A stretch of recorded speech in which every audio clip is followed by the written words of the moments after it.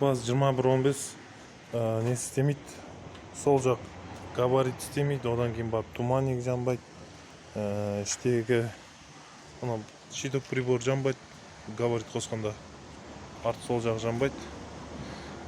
Предохранительден плюс шығып тұр, бірақ оларға жетпей жатыр. Блок ішінен плюс үзілген. Осының ішін ашып көреміз. Мұның причинасы табылды. Ішінде ойлағанымдай ішінде үзіліпті дорожка. Қазір осын жалғайым арасын. Сонымен жасау керек, істеу керек. Міне арасын осылай проводпен қосып қойдық, байқылап. 21-15 болды, істелді. Габарит іштері жанды, туманникті жанды. Болды, ремонт аяқталды.